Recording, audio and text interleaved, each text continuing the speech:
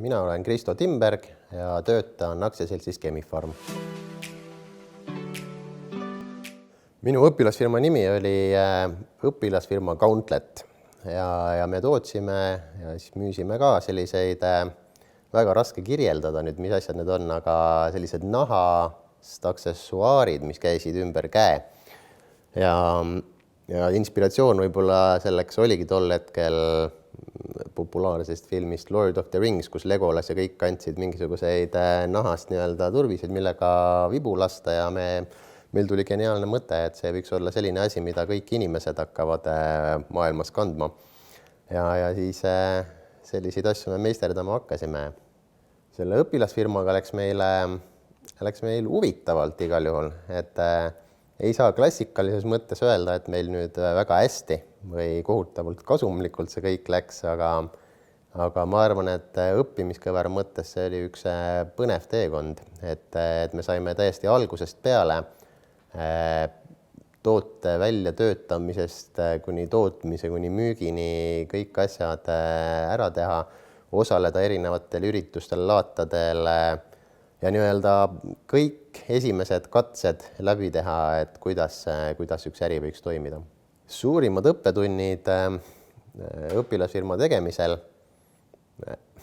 ma arvan, et neid oli nii palju meie jaoks ja võib-olla tol hetkel ei osanudki neid kõiki kohe enda jaoks mõtestada, aga kindlasti sellised asjad, et kui palju energiat, aega ja ressurssi läheb igasuguste väikeste asjade tegemiseks, kui raske on tooteid müüa ja mida kõike peab korraldama.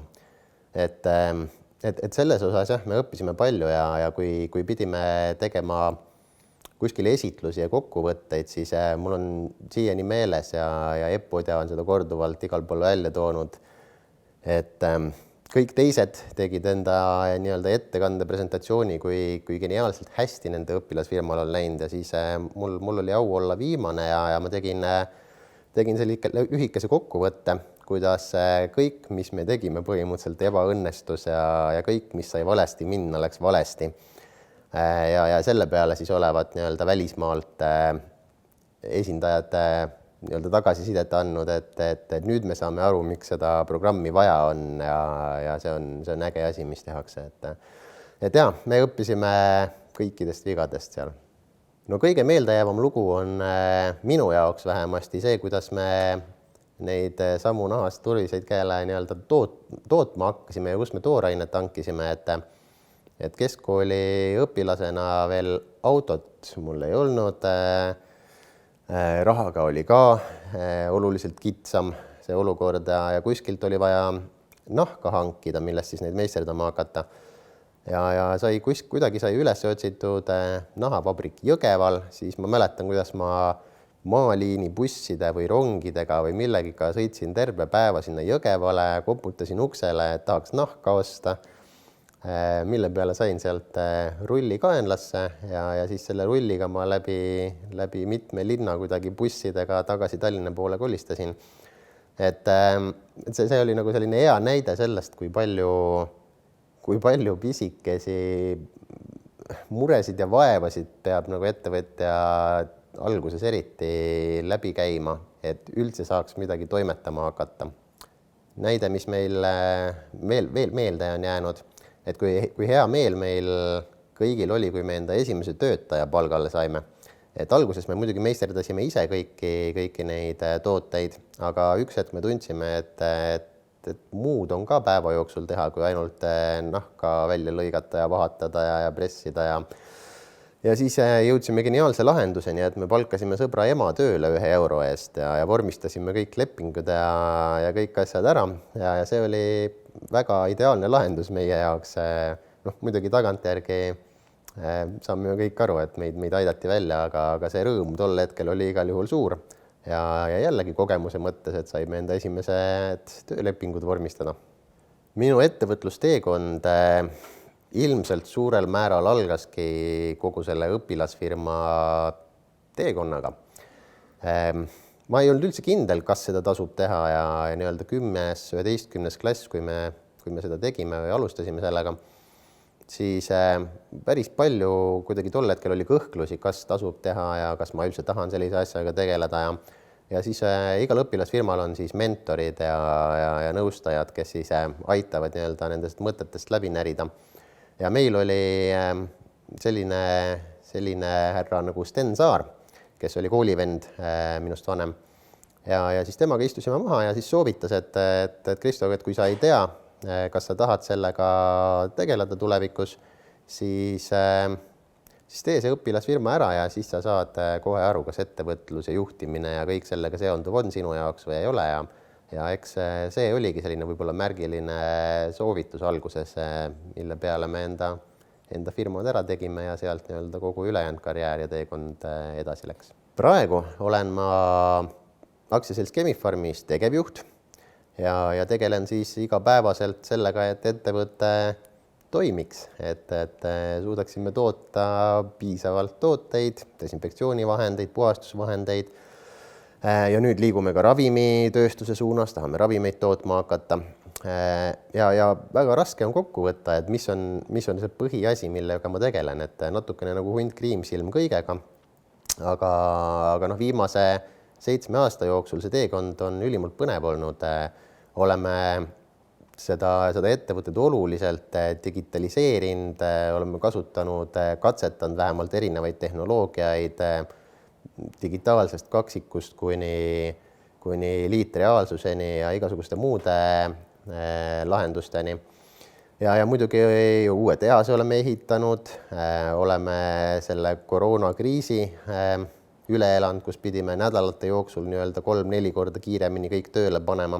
Et neid põnevaid väljakutseid on siin olnud viimaste aastate jooksul rohkem kui küll ja eks ma sellega siin päevast päeva tegelengi, et katsuda see kõik kuidagi ühes tükis hoida, sest vahepeal on selline tunne, et me üritame käigu pealt nii-öelda või lennu pealt lennukit ehitada ja samal ajal hästi kiiresti lennata sellega.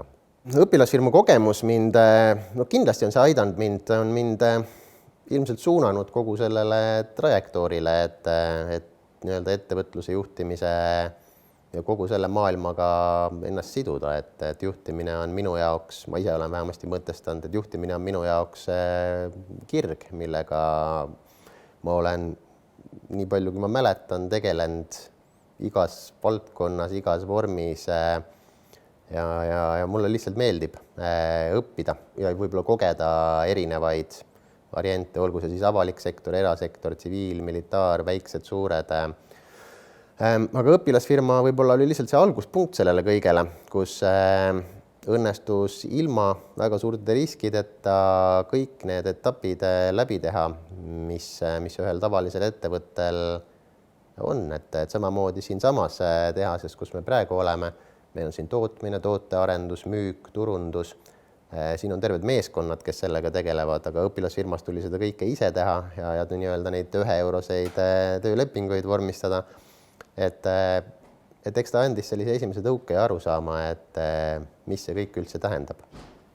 Väärtused on minu jaoks üks hästi südamelähedane teema, et neid väärtusi, millest kinni olen pidanud, mis ma eraldi võib-olla välja tooks, minu jaoks hästi oluline kindlasti on väärikus. Kõik, mis ma teen ja mida ma ka teistelt ootan, on alati väärikas käitumine ja suhtumine teistesse. Aga samamoodi selline pingutamine, et alati teha rohkem, kui sult oodatakse. Ja eks sellised väärtused ongi mind võib-olla aidanud, et ma hästi palju pean lugu inimestest ja meeskonnast ja alati usun kõigist parimat seni, kuni keegi vastupidist ei tõesta. Ja usun siiralt, et inimesed tahavad teha ägedaid asju, tahavad saavutada ja areneda ja lihtsalt teha põnevaid asju. Ja kui on keegi, kes aitab nii-öelda seda teekonda planeerida, vedada ja nii-öelda aitab seda käia, siis on võimalik jube kihvte asju saavutada. Ma arvan, et õpilasfirma programm annab, nagu minulegi, annab paljudele sellise esimese kogemuse võib-olla isegi sellest, et mis tähendab tööd teha, aga noh, kindlasti palju rohkem, et mis see ettevõtlus endast kujutab, et kuidas käib alates sellest, et kuidas käib toote väljamõtlemine, et kust üldse tooted tekivad või teenused tekivad, kuidas neid müüakse, kui raske neid on tegelikult müüa ja kui palju vaeva selleks peab nägema. Ja kõik pisikesed kogemused nii-öelda ettevõtlusmaastikult, et kuidas sõpradega koos äri teha on ja kuidas erinevaid kokkuleppeid sõlmida, mis asjad töötavad, mis ei tööta. Et need, nagu öeldud, et need vead ja riskid on oluliselt väiksemad õpilasfirmana läbi teha ja aru saada nendest võib-olla paremini kui see, et nii-öelda päris suure ettevõtte ja suurema rahaga seda kõike testima, katsetama hakata. Ja ma arvan, et eks see noortele see võib-olla annab esimese sellise tõuke, et aru saada sellest, et kas selline probleemide lahendamine, leiutamine ja kogu oma teekonna ise leiutamine on see, mis on nende jaoks või ei ole. Mina olen õpilasfirma programmi toetanud nii kaua, kui ma mäletan erinevate ürituste läbi. Olen Junior Achievementil aidanud läbi viia, korraldada töötubasid, seminare, konverentse, osalenud žüriides ja muidugi nõustanud erinevaid õpilasfirmasid nende teekonnal, jälle alustades toote väljamõtlemisest kuni selleni, et kes on välismaal lausa laatadel käinud, oleme nendega koos seal käinud. Et ma siiralt usun, et see kogemus ja tugi just noortele nii-öelda kelleltki, kes on ise seda teinud ja kes võib-olla igapäevaselt päriselt sellega tegeleb, et see on ülikasulik, et umbes sarnaselt nagu töövarjupäev, et nad saavad kindlasti nii-öelda mõtteid ja abi sellest, et kuidas asju on võimalik teha ja eks ma selliselt jõudumööda üritan kogu aeg kaasa mõelda ja panustada nii palju, kui ma vähegi jõuan. Kutsun üles ka kõiki teisi vilistlasi ja kõiki juhte, tippjuhte, spetsialiste, kõiki, kes tahaksid noorte arengusse kaasa aidata, samamoodi panustama õpilasfirmade tegevusse, noorte arengusse ja aidata neil kaasa mõelda, et mida toota, kuidas toota, mida teisiti teha, et nende jaoks see on üli suure väärtusega ja see on tegelikult hindamatu kogemus, mis nad sellest saavad. Ja kui teie saate seda aidata kujundada, siis ma arvan, et kõik me võidame, et nii noored kui ka teie ja kogu riik tegelikult, et saame endale terve põlvkonna uusi ettevõtjaid juurde. Nii et toetage.